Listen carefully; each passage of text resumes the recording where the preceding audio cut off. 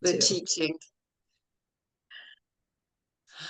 So, good morning, happy Friday, and it's Frequency Friday. And I Yay! love this day because for me, Fridays are the day that we start raising elevate our vibration for the weekends so that we can enjoy our days off if we work Monday to Friday. So thank you very much for showing up. I really, really appreciate it. And we're going to talk a little bit about optimal gut health again. Last week, we covered just the very, very beginning of leaky gut.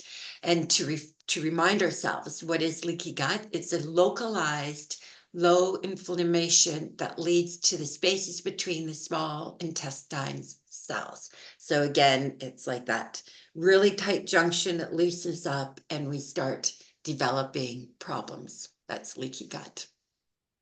Now, we talked about the causes. So there's medication, food intolerances, dysbiosis, stress, sugar, poor sleep, lack of nutrients. All of these things have a factor in what could cause leaky gut. Now, we could go long and hard into medications, but we want to skirt around that because, first of all, there's a lot of different types of medications, and making recommendations steps on somebody else's toes, which is something we don't want to do. So what you're hearing here, again, I have to read this disclosure. Disclaimers, these statements in these video are for educational purposes only, and we are not intended to diagnose, treat, or cure. These statements have not been evaluated by the FDA, and always consult your own personal health care professional before starting any new treatment. So, we'll have to get that over and done with just to cover our ass. But I also was saying to Jody, hey, everybody's talking about the gut now, and it's something that people need to be aware of. There is a condition happening within our bodies that is causing Right. dis-ease. So we're going to start with problem number 2, food intolerances. Right. We're going to ignore one right now. That's for people to deal with on their own with their healthcare professional. But right, food intolerances. And I love this, because we are pairing all of this with the scanner too. So we can see from our scan that we do every day, all these foods popping up. But food intolerances are really, it's the body having issues, difficulty digesting certain foods or certain food groups. So, and it can lead to a host of symptoms. And I think, Cheryl, you had a good list of some of the things that food intolerance, leaky gut, can lead to, and you might have that diagnosis of. But Yeah, when you, actually, like there is yep, quite a few different things that show up, and all of them are in their own personal little, and I like to say disease because that's how they're classified when you go into conventional medicine. But alternatively, we clump digestive problems together. And so one of them was like, oh, pancreatitis is actually could be from food intolerances. Irregular bowel movements, constipation, um, diarrhea, irritable bowel, celiac, um, dysbiosis, which you're going to hear about in a bit, upper GI problems, Crohn's, ulcerative colitis, diverticulitis. I mean, they all are very scary diagnosis is when you get them from your doctor because it's like, oh no, now what do I need to do? So right. And being I was in the healthcare realm for 35 years. And so we had lots of patients that had this multiple of those diagnoses, and they're removing sections of their colon and things like that. So anyway, back to the slide because I get off on tangents. But so if we have a food intolerance and we keep eating that, it causes more irritation in that gut lining, and those tight junctures open up more, and the body can't handle that, right? We're not breaking things down, so it leads to bloating, gas, diarrhea, abdominal pain, typical, like if you eat and then an hour later or whatever, not even that long, you've got this terrible bloating. And I would have this, I felt like somebody was pumping up a basketball in my stomach. It was so intensely painful. So over time, constant exposure to those intolerances, as I said, imbalances, disrupts that balance of the gut, Yeah. causing inflammation and affecting that overall gut health. So really managing those food intolerances, and I started probably where everybody else is going to start. We try to do some food elimination, and going on a strict diet and trying to add those in. My gosh, that takes months It to does. figure out what is, and we give up and we have a pizza, and that's got all the food groups in it. Right. Deb had All a right. question there, Deb. Yes, I just wanted to comment that I had an IgG food intolerance test, and after removing wheat, dairy, eggs, potatoes, rice, and a few other things, I lost 12 pounds in a very short time, like 3 weeks. It was Awesome. so fast. And then over the few months, I've had bits of, butter and cream and that kind of thing. But I just a couple of weeks ago was telling Cheryl I made Yorkshire puddings for the in-laws, and my hands swelled up. My gut was a mess because it's got, the cooked vegetable oil, wheat, dairy, eggs, all those things. Right. And Well, and you I'm brought it. still feeling it now. Oh, wow. Yeah. And that's a great point you brought up, that it when we have something like that, those intolerances, it is an inflammatory response. And so when you lost that weight, it's like you don't have all that inflammation going on anymore. That's awesome. It surprises me that I haven't gained any of the weight back, but I need to get strict again and see what happens next. Yeah. Awesome. When I bring on clients, I always say to them, if you get rid of your food intolerances, and I'm not going to call them allergies because they're intolerances whenever we get protein into our bloodstream and it causes an immune response, right? So, but if you could get rid of them, I bet you could lose 10 pounds in 2 weeks of inflammation. And it's inflammation you're losing, excess water, excess fluid in your system. So thank you for verifying that this Absolutely. actually is a true thing. Yeah. Right. So All right. we know the problems. So do you have a Mhm. solution? Absolutely, we have a solution. And we still want to stay very basic here. We could throw a whole bunch of stuff at it, but really just being simple and mindful in eating and slowing down and really chewing your food. I got into this habit, someone told me years ago, chew everything to a smoothie consistency. Really, we need to chew it. Digestion starts in our mouth, right? We have enzymes in our mouth. So, don't be shoveling in, and, don't eat on the run, don't eat standing up. Be mindful and sit down to eat your meals. Another thing that is on this slide is not drinking cold drinks with meals, because it's a whole temperature thing, right? We're heating up to digest. And if we're drinking cold things, we're like, you're what's the word? You're counteracting kind of what you're doing. But in that as well, most of us, as we get older, we lack the enzymes and the hydrochloric acid to break down our food. And when we are drinking a ton, I had a client come in the other day and said she drinks 3 glasses of water with every meal, and she's got terrible digestive issues. And I'm like, you're diluting everything out. So really don't drink, or very limited drinks during your meals. Things that people need to wash down are breads and pastas and things like that. Well, we don't eat those. But if you're chewing your Yeah, food enough, you should be absolutely. building enzymes in your mouth to be able to help it go down. And if Right, that's not the problem, that's a whole other story that we would have to talk about with your doctor right. and Yeah, see how you can get support right. with our group here too. There's something else that people forget too, is like they'll finish off a meal with dessert, but it could be ice cream, you know, and and that's just going to slow down digestion and cause fermentation within the gut itself too. Right. So And it's a dairy and sugar and all that on top of that. I But know. yeah, what else on this slide, we'd already talked about the food elimination diet. I mean, you can go through that. Digestive enzymes. I think that's one of the things that Cheryl and I both landed on, as we think that is key. That is really key. If we're not breaking down our food, you know, all these other things rely on us being able to break down and utilize the food and the minerals that we are eating from real food. So digestive enzymes, and I love that Solex just came out with a great digestive enzyme called Aozyme. You know, and it has it's got more enzymes than I even knew about in there. And people often ask me, what's an enzyme? What does that mean? What should I be looking for? And Solex's product has it.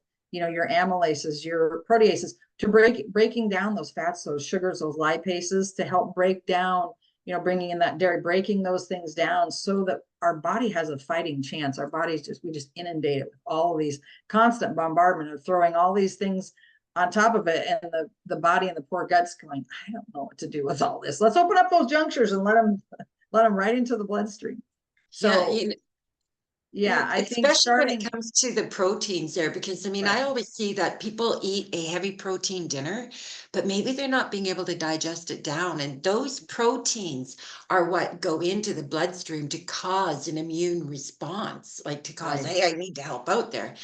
And right, some of those proteins, like dairy, actually go into the lock and key component of the cell, that it wouldn't normally fit in, like the happy hormone cells and the neurotransmitters, and leaving a tail behind that further collects inflammation within the system. So, I mean, it's very, very complex. So, yeah, yeah, you know what I love, Judy, is that I have some health concerns.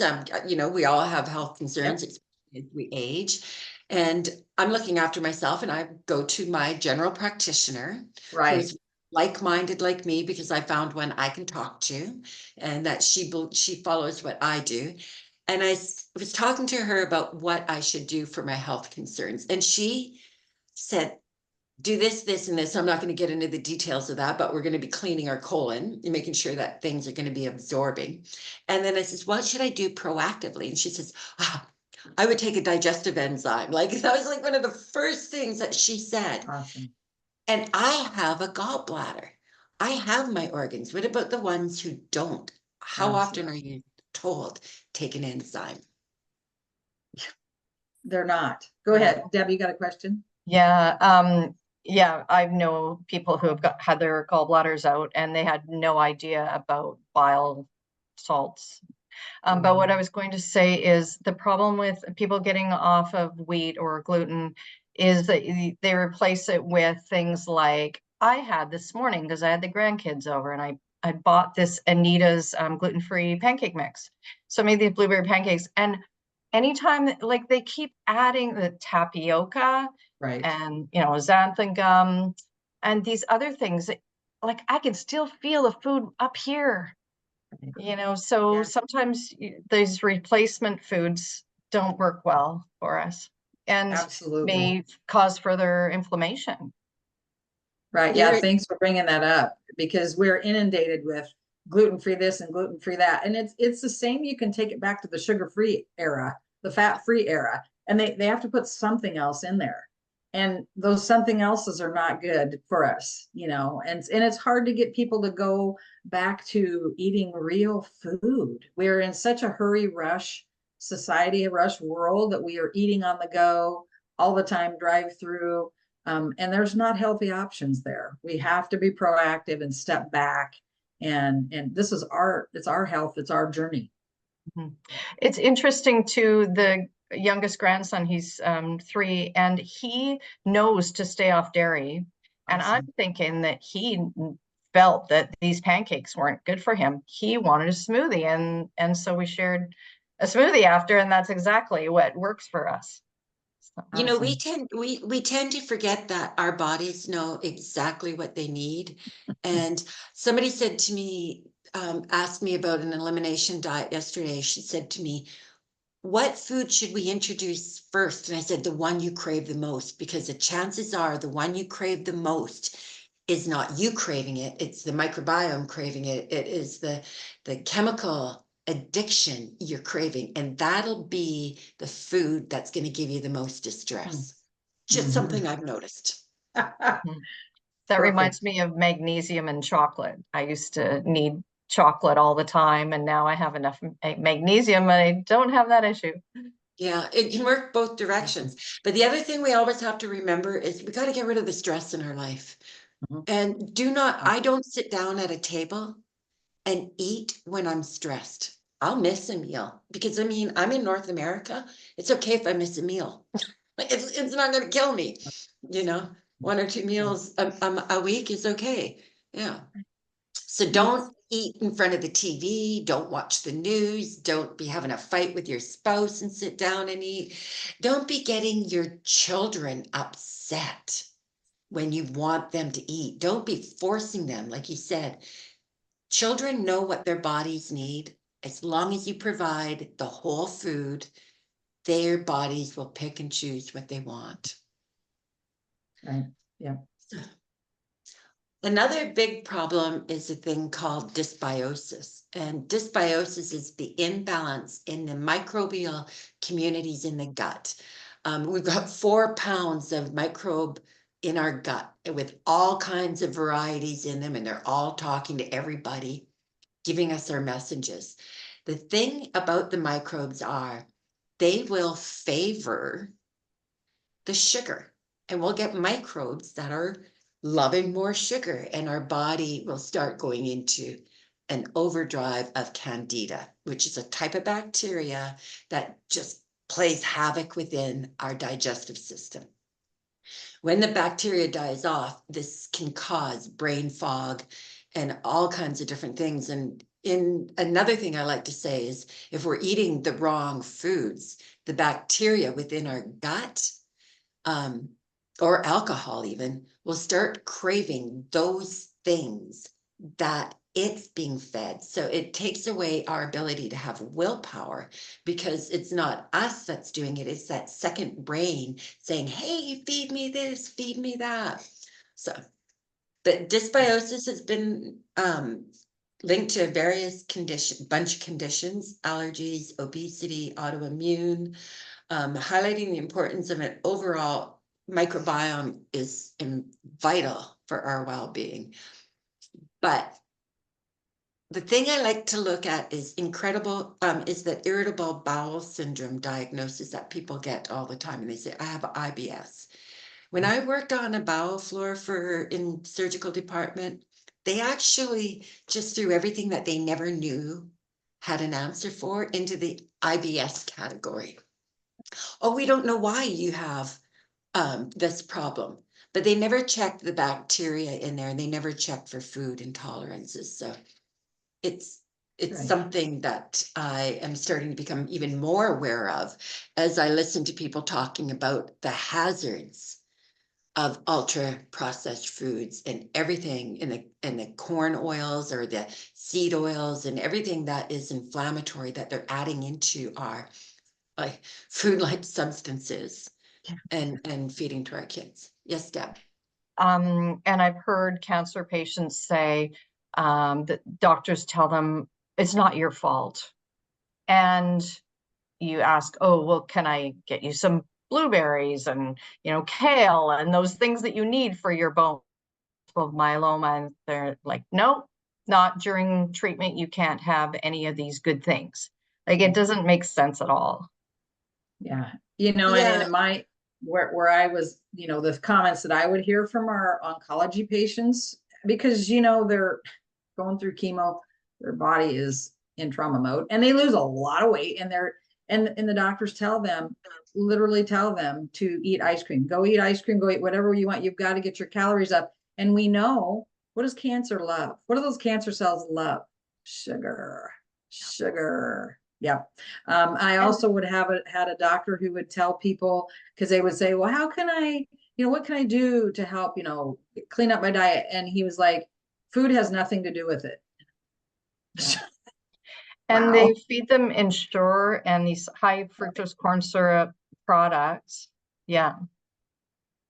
I could go on because I did work in this floor, and actually one of my last shifts was the surgeon telling somebody who was 27 years old that they could eat anything after their gallbladder was removed, after I spent hours with the person. And they came back in 2 days later with an obstructed bile duct and went to ICU at 27. And, working in this area, we manage pain for irritable bowel syndrome, and colon pain is extremely painful. Allergy pains are extremely painful when you've got them. You get them in your back, you get them the whole length of your intestinal system. You'll have shooting pains that you don't know why.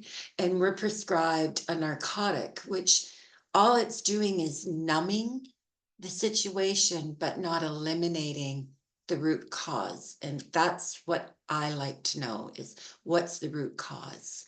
How do we fix this? So one thing we know for sure when we're dealing with a dysbiosis or a colon problem or something is that this is the second thing my general practitioner told me. I was like so excited of. We're getting them trained. She said to me, a good probiotic. Take a good probiotic, and it's got to have all the populating good bacteria that we can repopulate the gut with, because we've got bad ones in there and we need some good ones as well. People ask me about a prebiotic. I am not a proponent to going out there and buying a prebiotic.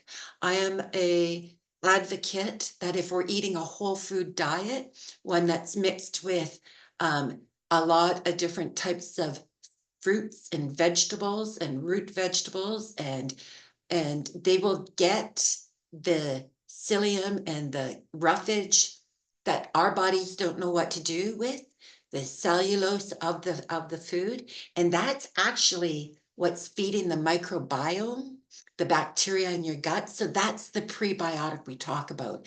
And one of the best prebiotics I could ever possibly imagine is the mushroom, because not only is the mushroom only meant to feed the bacteria in your gut, it's also loaded with vitamin D, and it helps our body absorb more vitamin D, which is what we're needing in the winter months. So what does it do? It helps control our blood sugar. It helps reduce the risk of chronic disease such as heart disease and type 2 diabetes. And with that, I just don't want to go too far ahead, because we've got so many areas that we could keep on talking about with just this, but there's so much to absorb and I don't want to overwhelm anyone. So at this point, I'm going to thank you for tuning in to the slideshow, and we'll be open for some short questions before we sign off for the day. Can I throw in a couple more comments, Yes, Cheryl? absolutely. So, and we talked about, when people come to us with a dysbiosis or gut issues, it's multifaceted, and there's a lot of steps, but still, we talked about starting with the enzymes to get those broken down first, because I have people all the time say, well, I have, SIBO or whatever, what do I need? And we really need to go back to that enzyme. And Solex just came out with this great gut package that has those enzymes in it. We do have a great probiotic too. And I like how they talk about, really still we need to pair that with our scan. Our scan, when we're scanning every day and trying to equal out our frequencies, that really kind of paves the way. If I can scan and then take my enzymes, or wherever you're at in your day and your routine, the scanning kind of paves the way. It sort of, we'll say it opens up those channels. So if I scan, and then it opens up the channels for me to receive and better able to utilize, like the enzymes and the things that we are taking, the supplements that we are taking.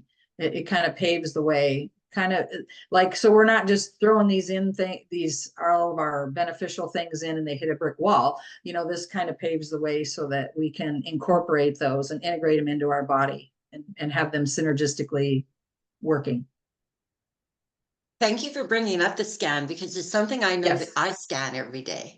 And something I noticed was I have a lot less protein showing up now that I've been taking the digestive enzyme, showing up as red flag in it. So I'm thinking that I'm actually able to break down the proteins a lot more and help my body use them so that I can have all the building blocks I need to build all the 70 trillion biochemical reactions that happen every second in my body. Right, right. And that enzyme also has hydrochloric acid, betaine, and all those kinds of things in there, which we need as well. Though, I mean, those are what is going to help us break that down. Yeah. I tell people, you know, and I don't remember if I said this last Friday or not, but you know, imagine you eat a steak and it's in your stomach and you don't have enough hydrochloric acid. There's just like a vinegar down there.